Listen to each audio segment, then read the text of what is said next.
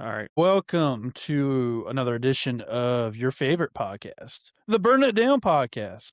I'm your host, Ricky Allen Jr. With me is Mr. Ross the Boss Tatum. Ross, how are you on this beautiful Mother's Day evening? Hey, I'm doing good. I kept the wife happy today, gave her some gifts, some money, monetary funds. So she was happy about that. Yeah. Heck yeah. And got to sit and watch one of my least five favorite races of the year. So, yeah, I'm ready to talk about it. How was your Mother's Day? It was good. We kind of celebrated yesterday a little bit, come blood into this morning. My wife just wanted some peace and quiet. So I booked her a hotel room for Saturday evening. Just went full dad mode on Saturday, watched the kid all day, and just let her rest and relax because she rarely gets to do that. So she was very appreciative of that. I didn't think it was that big of a deal, but apparently I got myself some brownie points there. So I will take it. And then we had a brunch with my mom and dad this morning. And then my dad hung out and my dad and I watched the race together, which was really nice because my dad and I don't get to watch a whole lot of races together anymore. So it was, I enjoyed it. It was a good day.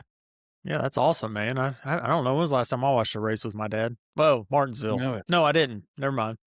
that's It's right, all. because Yes. he sat away from him. Yeah, he said a mile Uh, from us.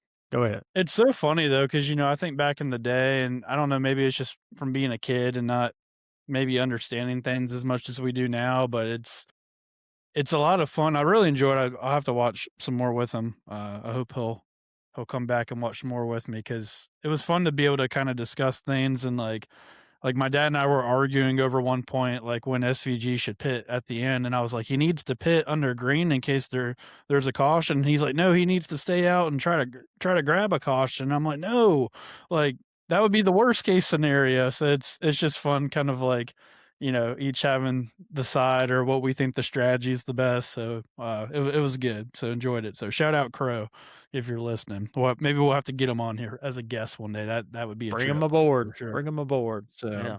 well, Ross, let's jump into it. We had a lot of really good racing action this weekend. I know you're not a huge fan of the road courses, but I actually really enjoyed this weekend overall.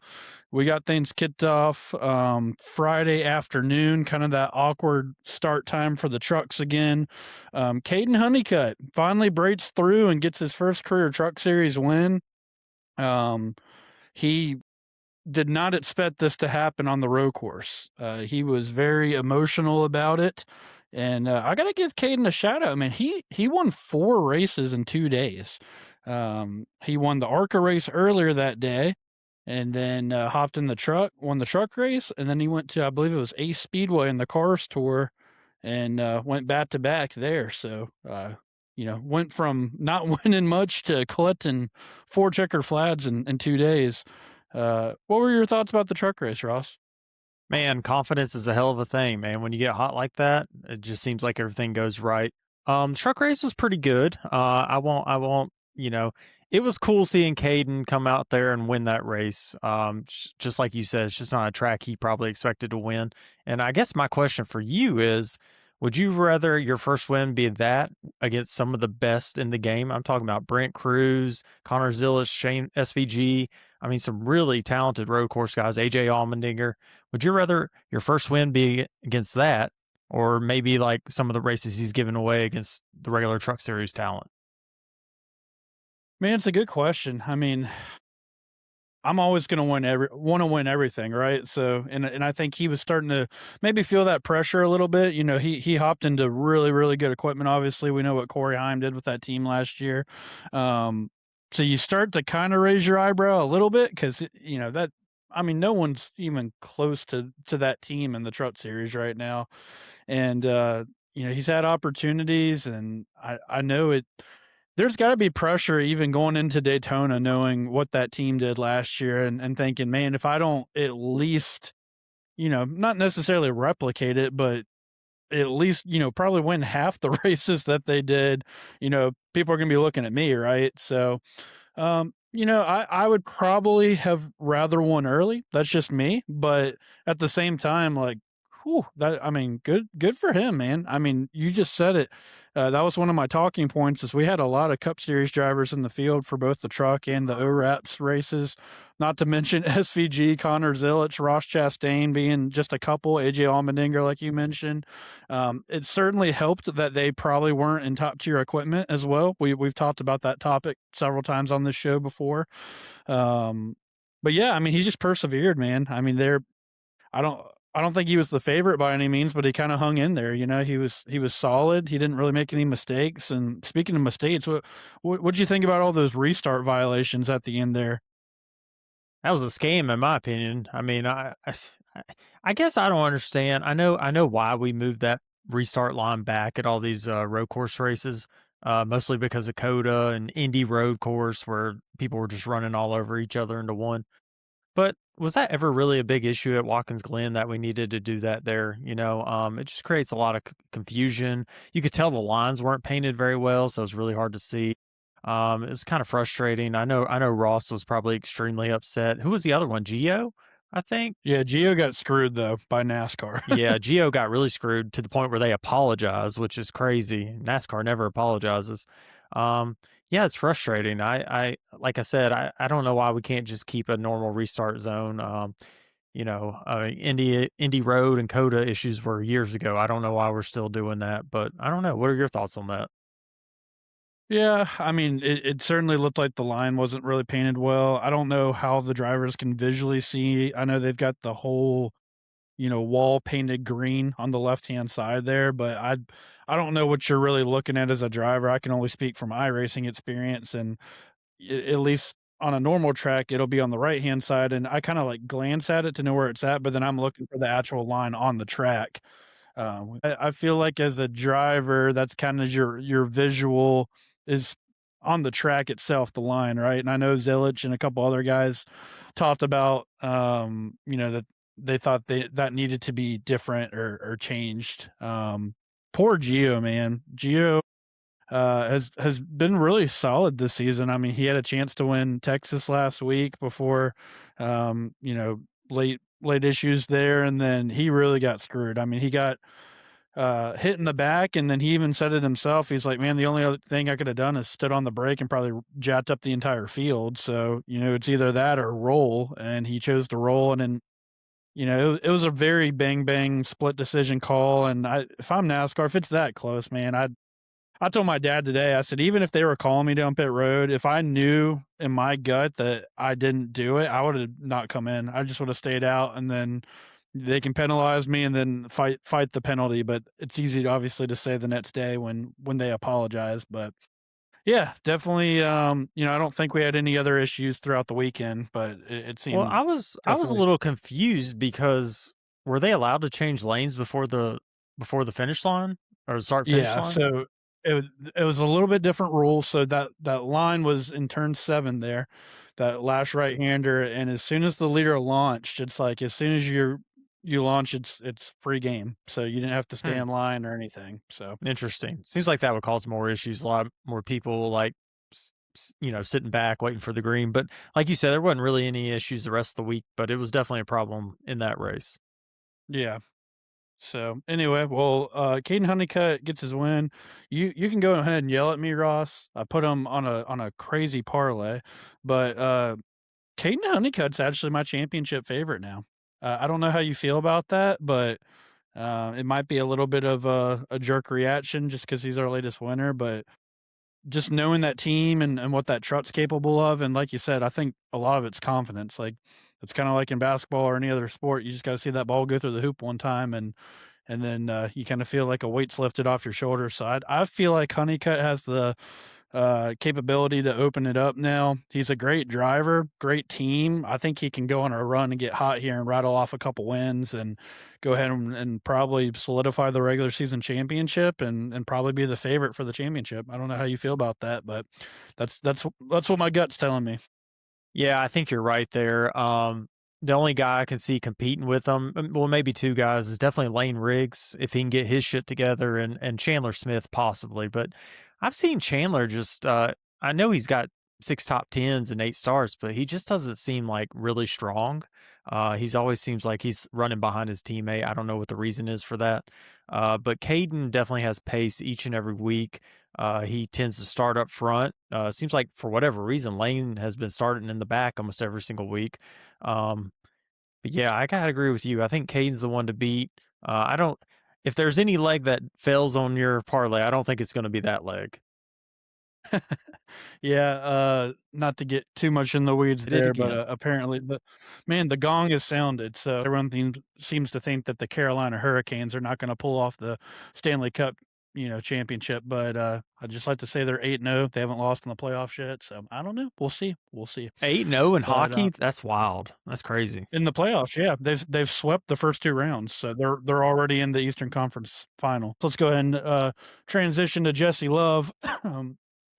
Man, he had it, and he choked.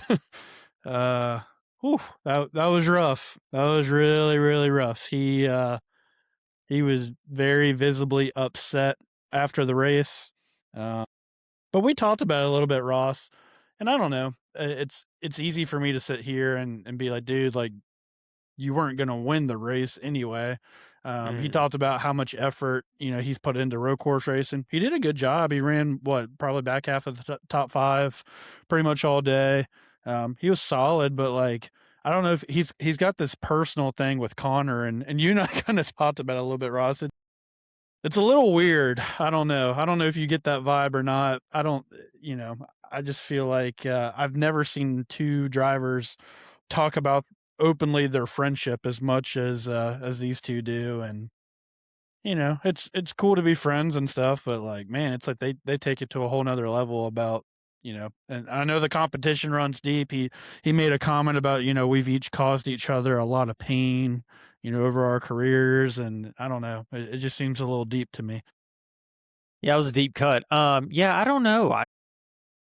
What I don't know what Jesse Love expected if Connor didn't just completely flub that car up and run through the dirt right there and mess it up. I mean, Connor was going to pass him, beat him by probably 6-10 seconds. I don't know. It wasn't even close on speed. Then, I mean, Jesse just lost the race. He choked. That whole last lap was about a second slower than he had ran the previous laps before that. He missed every corner. You could see it on the TV. Every single corner he missed, and then he gets in the bus stop and he was way too slow. And Connor just got him and freaked. And I guess he freaked him out, thought he was going to hit him. But like you said, the relationship is weird. Getting out in the car and crying is weird. I understand, being bummed The that you guy's mom is lost. hugging him like, Yeah, super weird. He goes to victory lane, he hugs him. I don't know. I have a lot of great friends, and I don't hug anybody, but I'm not a hugger, so that's partly my fault. But yeah, I don't know. It's just weird. Like you said, he shouldn't have won. So why is it such a big deal? He got lucky that Danny Stockman put him in that situation, and great call by the RCR teams all weekend, mhm. getting their drivers up near the front in both of Yeah, these races. absolutely. Yep. But yeah, I think Austin Hill actually ran out of gas, but I think he was going to finish third. So yeah, I Yep. mean, you know, It what can it you is do? very interesting to look at the similarities, and we'll talk about that here in just a second. But I really feel like the last half of both the ORAPs and the Cup race really kind of mirrored each other today, which was pretty interesting. And to your point, Ross, I hadn't really thought about, but yeah, RCR kind of made that same call in both races, and it worked out for him. Not for the win, but great finishes across the board for all their guys this weekend. Um, did you see, Ross? I thought this was interesting. Someone put it side by side. I think it was from 2 or 3 years ago, and it was when Sam Mayer was in the 1 car, and I guess it was Sheldon Creed maybe in the 2 car, and it was, like, the same exact, like, the 2 car blew the corner at that exact same spot, and the 1 car drove under him to take the win. Like, it was, like, kinda freakish how similar it was. Gosh, I now that you bring that up, I remember that. Yeah, that was Yep. a bit. I remember when Someone because had it I side by side, and it was scary. Like, it was the 1 car passing the 2 car, 2 cars, same exact scheme. They missed the corner at the exact same spot, and it was the 1 oh car that gosh, passed them for the win. Yep. those were the glory days of ORAPs road course racing before all the ringers got in All here. the ringers. Yeah, I mean now you kind of know it's going to be one of those guys. But, a surprise to me this race, and it shouldn't be, but it was SVG, and the trucks too. SVG looks so human the first two Yep. races of the weekend. Brent Cruz probably outran them both races. Connor definitely And did. shout out to Brent Cruz. I'm glad you brought that up, Ross. Dude was really good all weekend. He just seemed like he kind of had a hard time finishing for whatever reason in both races. But I mean, Yeah, we he kind knew of he has was a there little. this weekend. Yeah, he definitely has a little Connor Zilisch in him. It seems like, even the race Connor won, the ORAPS race, he still made a huge mistake. He didn't have to run through the dirt like that. He was going to, much like today, where Shane didn't make that mistake catching Ty Gibbs and Yeah. Connor Zilisch today. Uh, that's all Connor had to do. He just had to ride, man. He was going to catch him. He was about a second faster than him each lap and just plowed the dirt for no reason. But yeah, interesting. Yeah. So speaking of ringers, though, so those two were the show this weekend. Man, was Connor Zilisch and SVG. To your point, Ross, the SVG looked a little human this weekend, and I don't know if it was just the equipment or obviously the big turning point in the ORAPS race was when he pulled out of his stall on pit road. Connor was there and just absolutely knocked in the whole left front fender off of SVG's car, and that really killed him. I mean, even though I don't think he was probably the best car. I think Connor was probably the best car, and then SVG was second. But it would have been fun just to see them race it out. And to your point with SVG, it's just experience. You never know. It almost seems like he doesn't show everything he's got until it's time to go. So I feel like he might Mm. have almost been lying in the weeds a little bit there. So. But Connor Zilisch, man, I'll give him credit where credit's due. It kind of turned into a fuel race. Great call by RCR to keep Jesse and Austin on track. And then Connor, man, was just motoring to catch him, and it was fun to watch. I mean, he really put on a clinic to catch him, and then I think Jesse had it until he just psyched himself out at the end. So, Can I give you I'm going to let you do a little guessing game. all right, let's do All it. right. How many fastest laps do you think SVG ran between the Truck Series and the ORAP Series this weekend? Hmm. Let's see. So the ORAPS race was what 80 some laps. 80 Truck some race was laps, what yeah. 70. So that's 72? 150 laps. I'm gonna say I think it's probably pretty low. I'm gonna go with like 30 maybe. No, not even close. He had 6 fastest laps between those two races. Do you kn Wow. do you know Okay. how many he had today in the Cup Series? Let's see. It was 100 and what? 100 laps today? 100 laps, yep. 100 laps. It's a lot. I know it's a lot. I'm gonna Well, go with it's lower than you think, but it's still a lot, yeah. really? I Yeah. was okay. Just because you said that, I'll go 65. Okay, it's a little bit lower than that. He Okay. did 33 fastest laps. Okay. But considering all the different pit strategies, the tire Yeah, fall yeah, off, yeah. that's pretty good. That's really good. And I think the Yep. first 20 laps of the race, he 18 of them were the fastest. So I Yeah. guess what I'm saying He was is, moving. yeah, he was moving in the Cup Series, but for whatever reason, he just kept moving the other series. I just thought I that wonder was if it interesting. I wonder if it's anything to do with the cars. I mean, we talk about how different, the cup car is compared, and it's compared to a supercar, for road courses a little bit. And then I know the ORAPs and truck, they've talked about you're driving something that's not meant for road courses, right? So I don't know. And it's, not the JRM stuff, but I know Nice hasn't had the best stuff this year. Uh, but yeah, I think it was a little bit of false alarm because I came in today after watching him this weekend going, maybe he's not gonna just run away with it. Like I thought he was gonna contend, but I didn't think he would maybe be as strong as he actually was today. And then it didn't take long, man. I was like, well, I guess that shame on me for doubting that man. So Yeah, and loyal listener Jonathan Woods wanted me to ask you a question, and that was, would Shane Van Gissenberg in the previous generation of Cup car would he be as dominant as he is now? It's a good question, Jonathan. Um, he'd definitely be fast. I won't say as dominant. Maybe same for the wins, but maybe like the margin not quite as much is what my guess would be. Like I think he would be really good. Don't get me wrong, and I think he would probably still have the wins, but like last Watkins Glen race he won by 10 seconds. Today he won by 8 seconds. What was it, Mexico, when he won by like over 10 My seconds or gosh, something? Like, yeah, it was I like mean, he just 20, yeah. yeah. So I think this car overall probably suits his driving style more, just because maybe it's more familiar what he came from. I think the wins are still there, but just the absolute dominance maybe is a little bit closer. Would be my guess. Yeah, and I think NASCAR actually put it a little bit more in his hands by adding such high tire wear to the cars, and I think that actually Uh helped huh. him even more. So, and it kind of made days like today possible, I guess is Yeah. all I can say. So, Yep. So we'll put a bow on the ORAPS race. Justin Allgaier looked like someone just shot his dog at the end of the race. Finished with a horrible P10, which is not even that bad at all. So he's running away with that thing. So another one, part of my parlay, by the way. Um, I so think that's yeah, a good pick. Yeah, and there yep, there were some great results in this race. Brandon Jones, I don't know if he's ever even finished top 10 on the road course.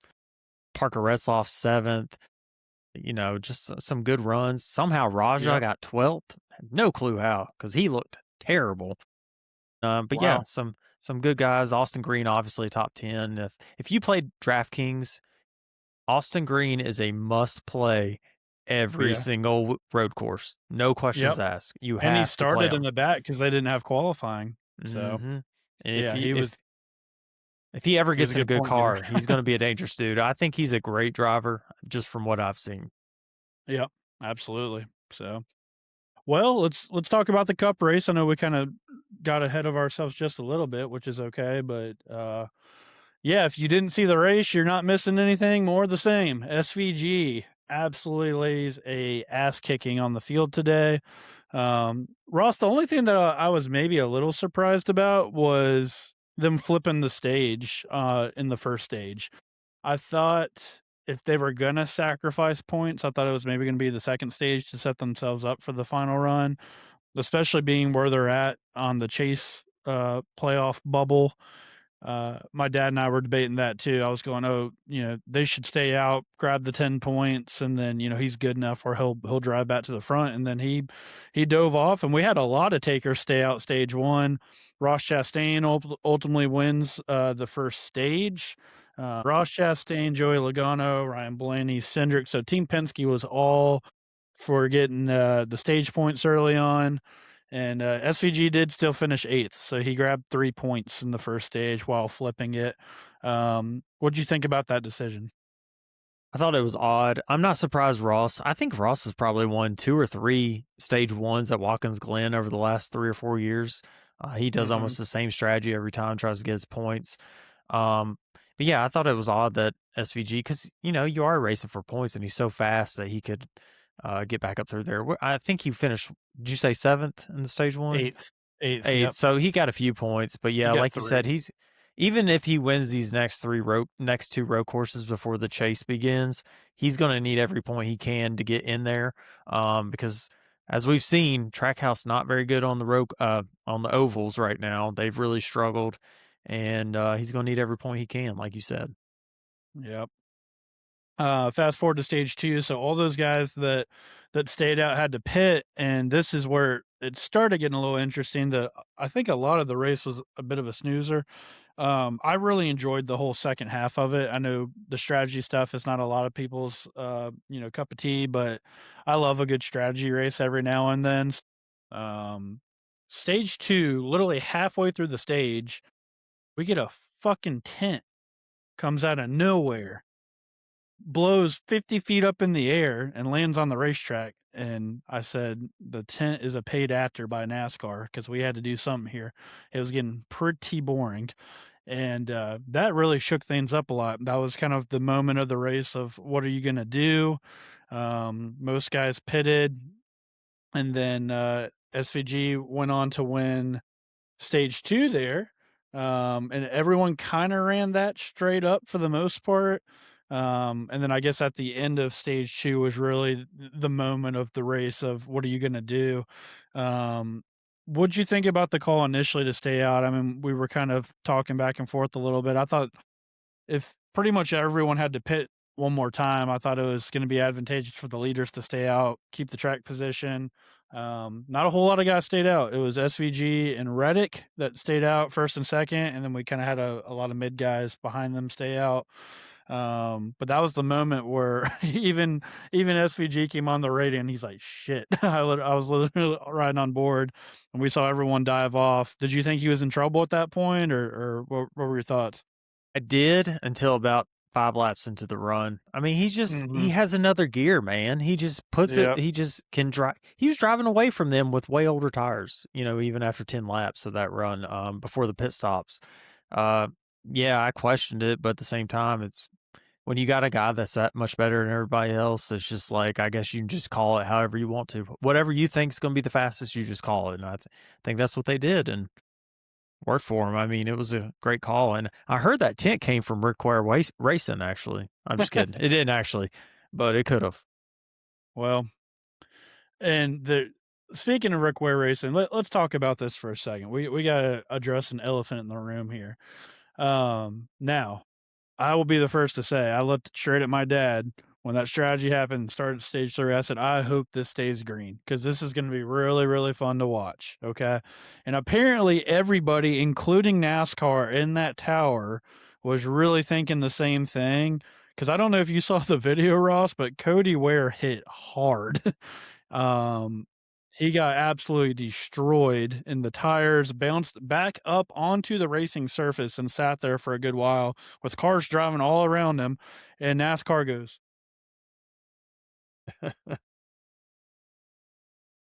I mean, we had a caution for a tent, Ross, but we got someone killed on the track and we're not throwing a caution. I mean, I get it. Don't get me wrong. Like, I wanted to see an exciting finish and watch it play out, but that was pretty bad.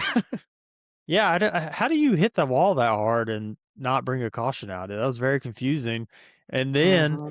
I think the most confusing thing for me was obviously he hit that hard. We saw it, later, but we Yeah. can see how hard he hit. But they sent that motherfucking car back out in the track and he was running like 3 seconds, 4 seconds, five, I don't know. He's running like 20 miles an hour up through the S's. Like, what are we doing? Why Not can't to Rick even Ware figure mention, it I out? mean, did you catch the Fox booth? They're like, "Oh, Cody Ware rat," and then Harvick's going, "Yeah, that's going to be a caution," and then like Yeah. everyone's like, "All right," and we're just going to slowly pan away from that. Don't pay attention to the man behind the curtain there. Um, And don't show the yeah, I replay. mean, yeah, like no replay. Like, I mean, it felt very like we all know what just happened, but we're gonna just kind of not talk about it here. Yeah. Um, I don't know, man. I They must have been in a pit, I guess, because people were in pit cycles. You know how NASCAR's super weird about pit cycle uh crashes, and I feel like that had something to do with it. That's a big wreck, though. I mean, we're not talking like scraping the wall. I mean, where were we a couple years ago when Kyle I know Busch exactly. Oh, scraped the what? wall at Richmond? Yeah. You know, they look for someone to get loose and almost spin. Oh, caution, caution! And we got someone killed on the racetrack. Oh, he's all right. Just keep going. We'll be all right. Yeah, no, there's no consistency there. Remember a couple of years ago at Atlanta when McDowell and Byron went wrecking down the backstretch?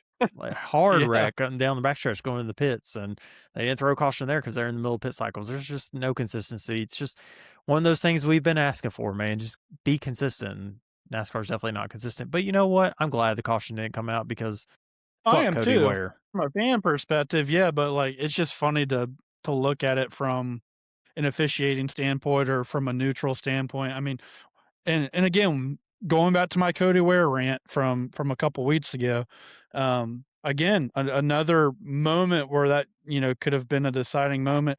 I wonder how Denny Hamlin feels, where he halfway spun out on the apron at Kansas, and NASCAR was quick to hit that yellow button right Mhm. there. But But then a yeah, week we're not. later, Chase is about to win, and they don't Uh throw huh. the caution, when John Hunter's, like, stuffed in the fence over there. Oh yeah, yeah. There you go.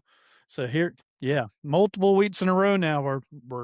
We're back to good old inconsistent NASCAR calls. You gotta And what the love it. hell is Josh Berry doing back there with Cody Ware to get in a wreck with him? What are we doing, Josh Berry? You're gonna have to I don't early know. silly I season, saw, but Josh Berry's got to be yeah, gone. Got to be.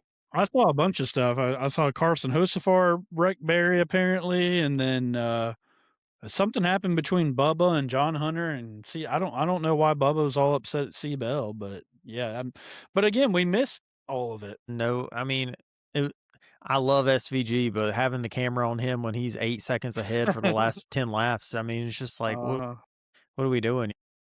And once Ty Gibbs got past, we didn't see him again. It was almost like camera operators died, and there was just one pointing at SVG the whole last 5 laps. I don't know. Yep. Kind of Well, ridiculous. I do have to say this because they showed it on the TV and I made sure to write this down because it's damn impressive. He was 29.21 seconds back of the lead and with 18 laps to go and ended up winning by 8 seconds. Um, That's crazy. That's some Caleb Smith, Evan Kinney, Parker Collins type shit. If you guys are listening, that's a shout out to you guys.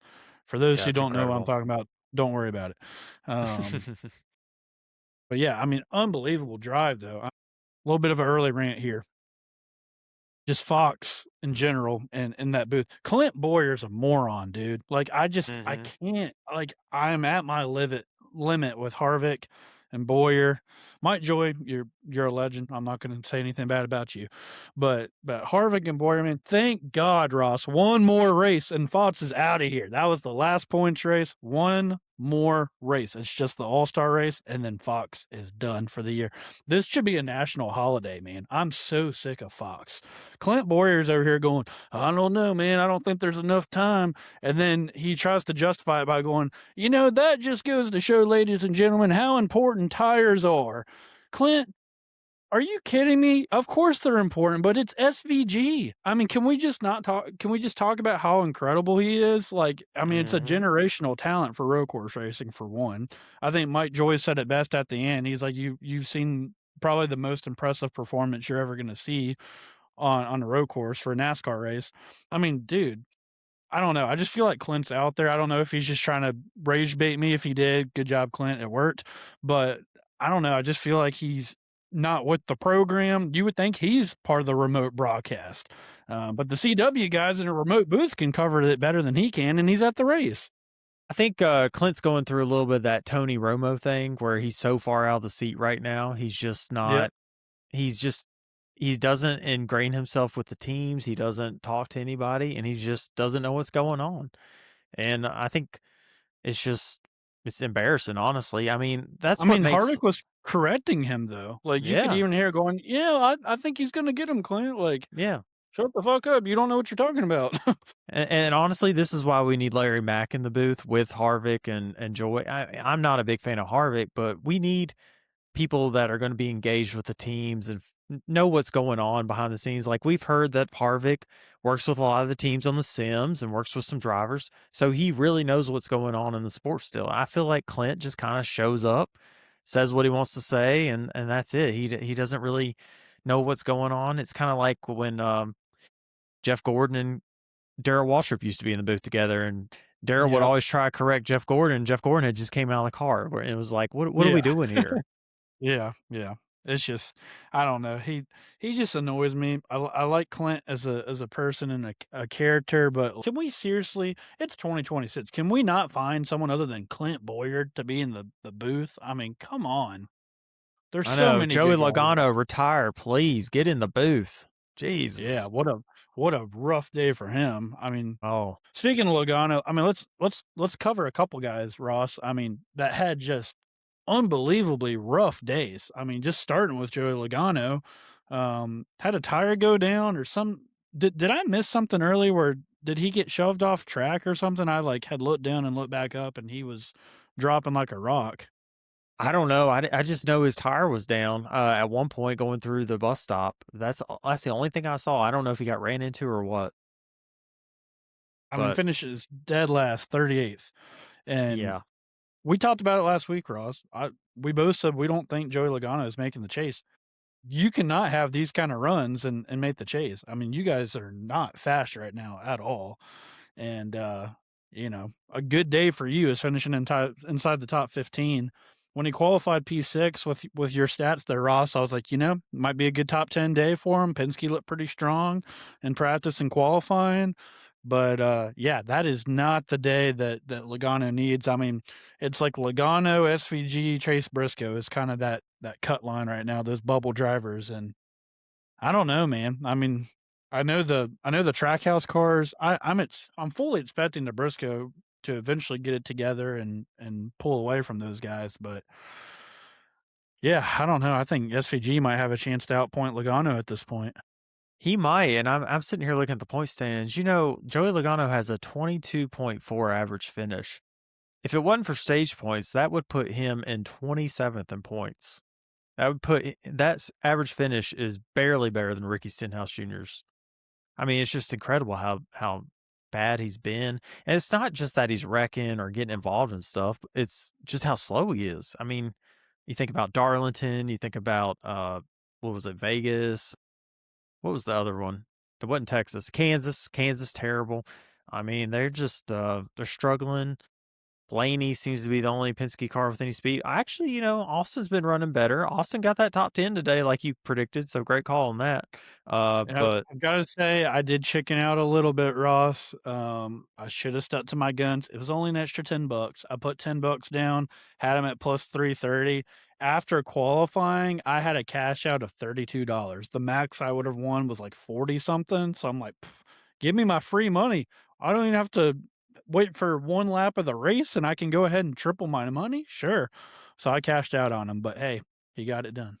hey, you did better than me. I got my ass ate by bets today, so I don't want to even talk about it. We will recap all of that. Make sure you guys tune in for the Betcast episode this week. I'm gonna ask you a question about Connor Zilisch. Do Yeah. you think his crew chief should have put him on offense and pitted and stuck to the same strategy as SVG? Um, you know, I I really liked the call because I actually thought he was in a really good spot for a while there.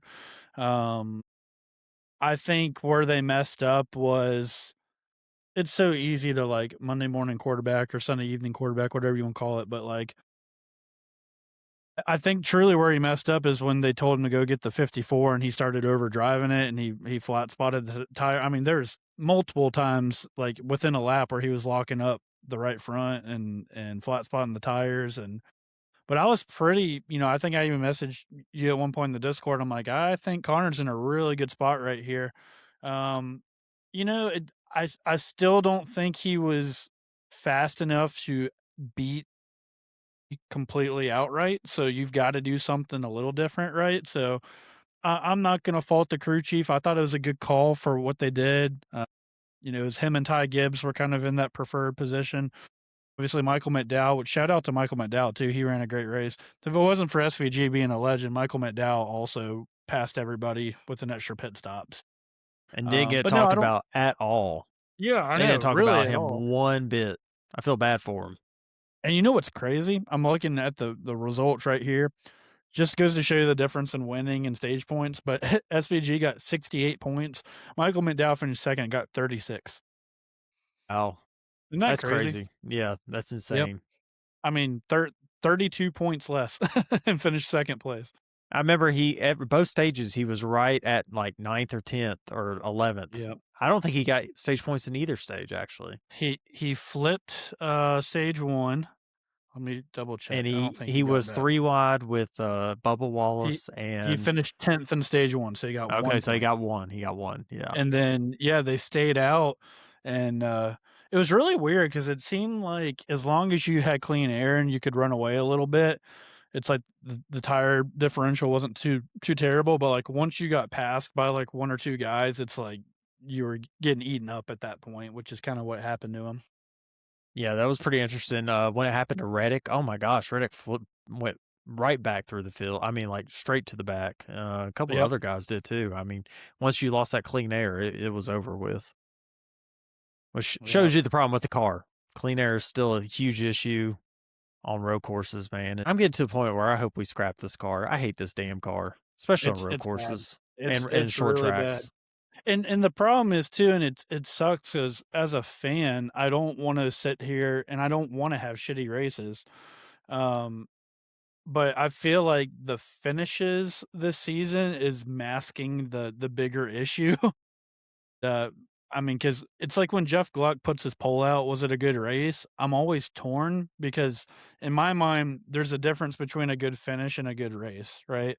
And I think we've had some pretty exciting finishes this year, but overall, the race itself, I mean, thank God, honestly, for some of those cautions to break up the race because I told my dad, I'm like, man, if we didn't have the differing strategies, like this thing would have been a snoozer. I mean, the whole first stage and stage and a half was awful. I mean, it was a parade. It was just like I think at some point in stage one, we were like over halfway through the stage, and I think one of the commentators, it was maybe Mike Joy, said the biggest mover was 3 spots.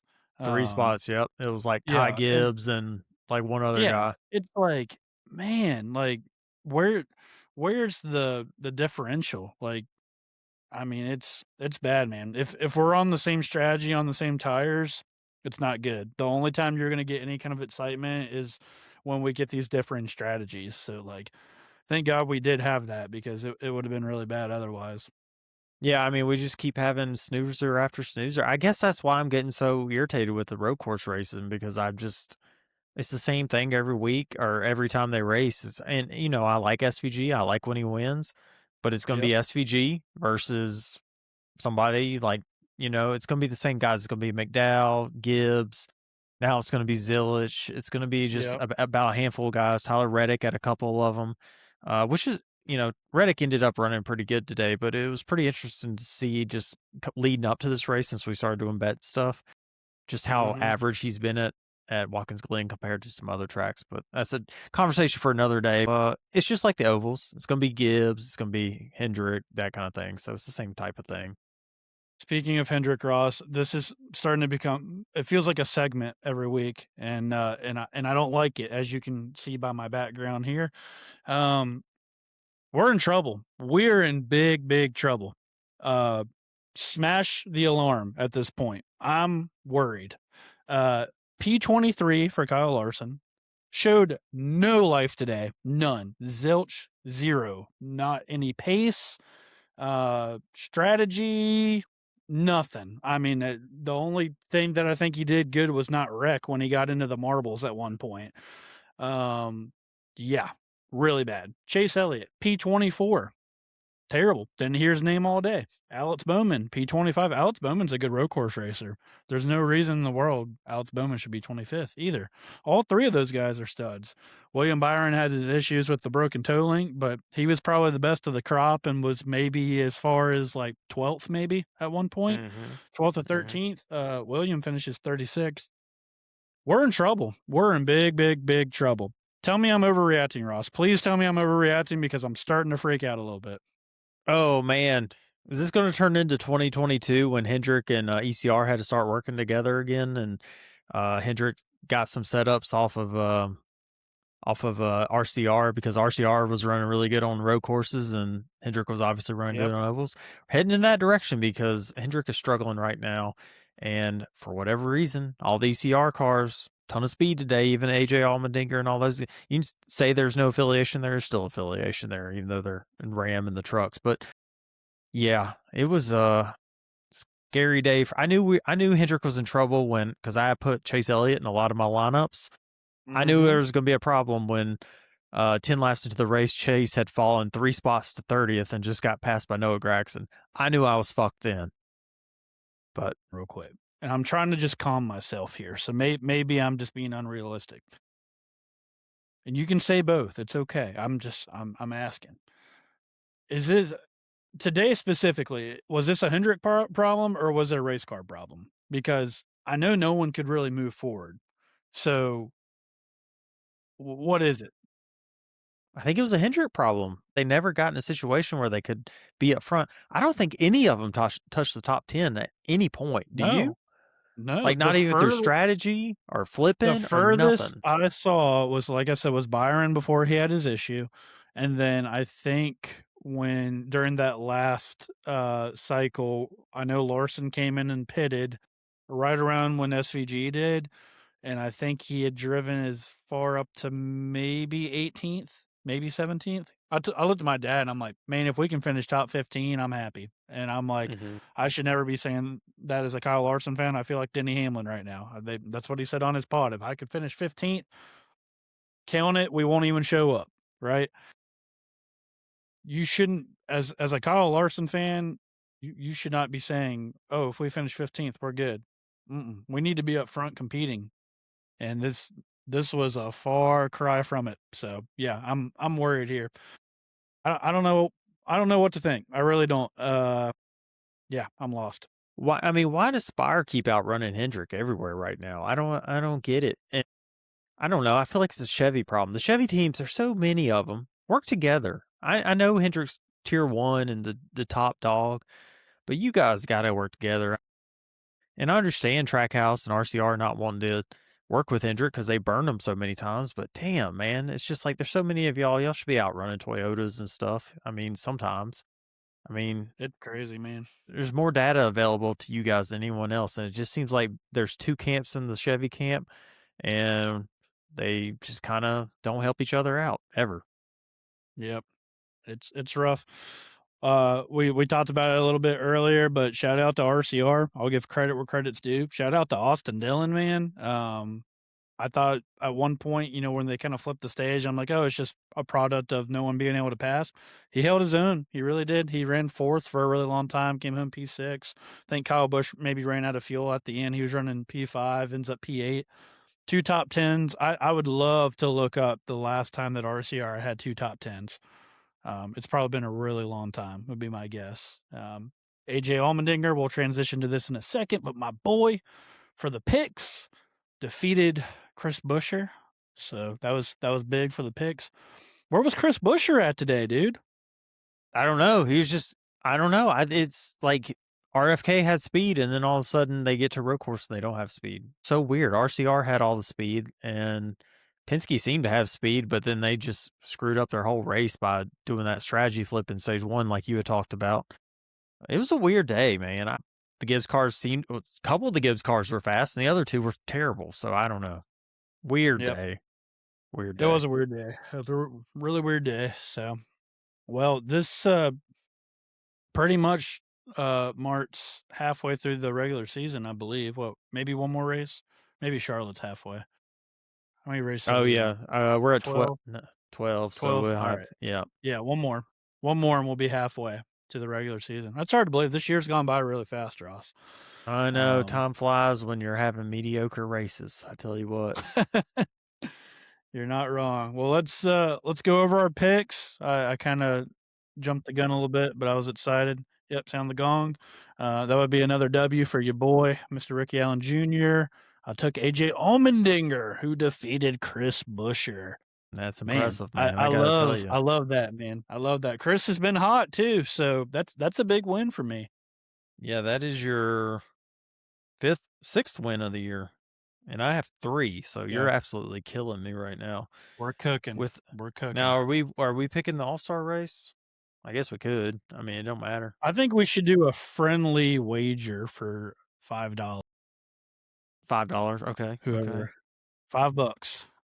So can we just pick $5. anybody for the All Star race?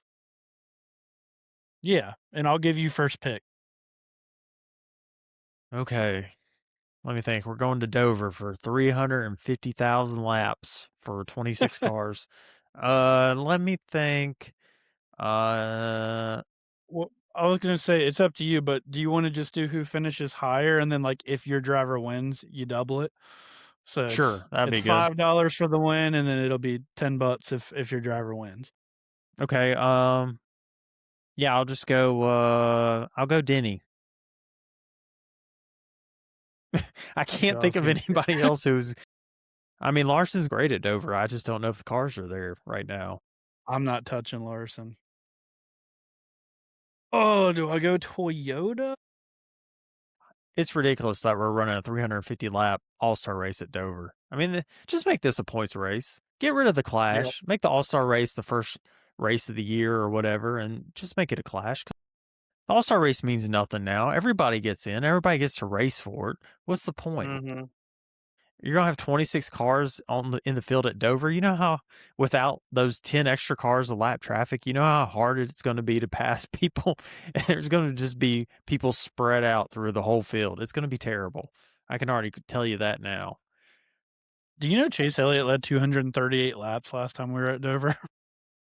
Really? Last year? Yeah. I do not remember that at all. I would have never have guessed that. Oh, he started on the pole at 238 laps, so that tells me, again, it's all about qualifying. Oh, yep. Oh, great It pick it by was me. Denny versus Briscoe.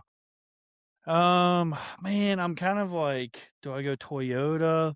I'm gonna let you guys inside my head right now, which is a scary place to be sometimes, but I'm over here, I'm like, maybe a Chase Briscoe, maybe Tyler Reddick, um, and then you got C. Bell, and then you got Blaney. So, that's kinda where I'm at right now, Ross.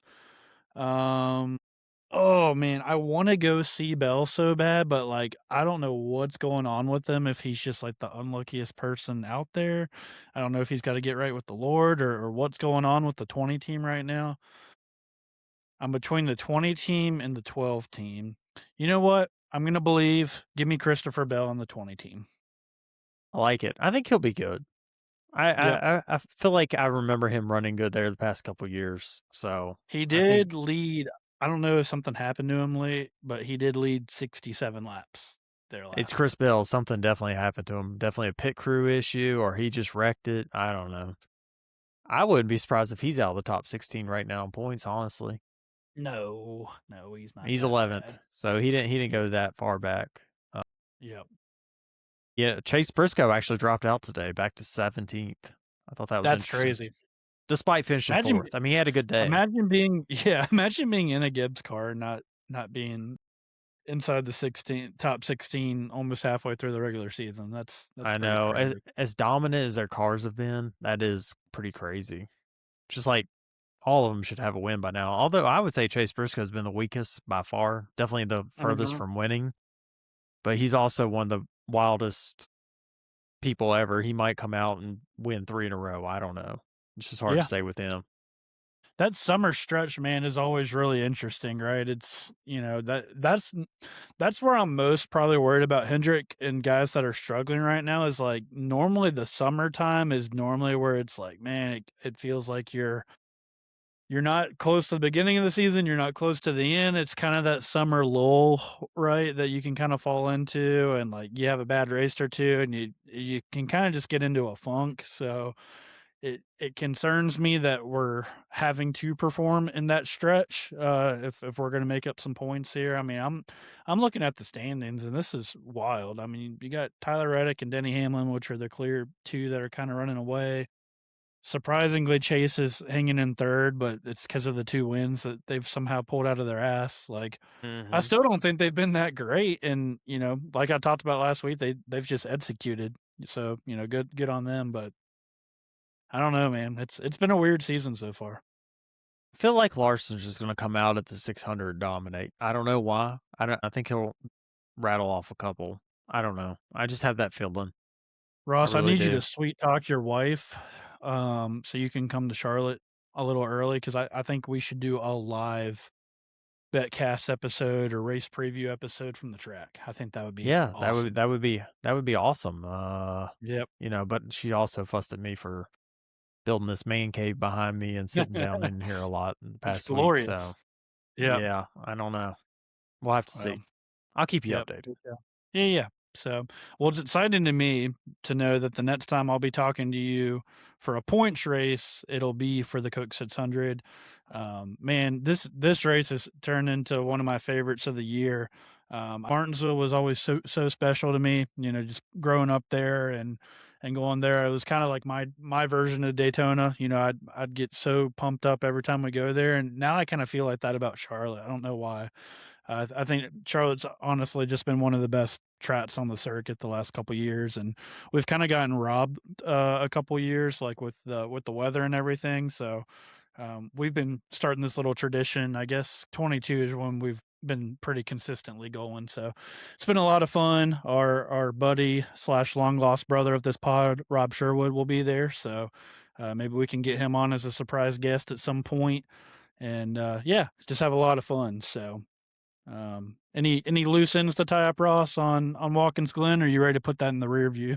Oh, hell yeah, brother. I'm ready to get rid of that thing. And, we got 6 weeks of ovals, including the All-Star race. And Yep. then we got back-to-back road courses. Not looking forward to that. I already have them marked on my calendar. Might have to take a 2-week vacation. We'll see. And Yep. honestly, it's even worse because it's the week of my birthday, both of them. So, Oh uh, man, not a yeah, good it's birthday just, present. yeah, people hate me, I guess. So, but yeah, it's whatever.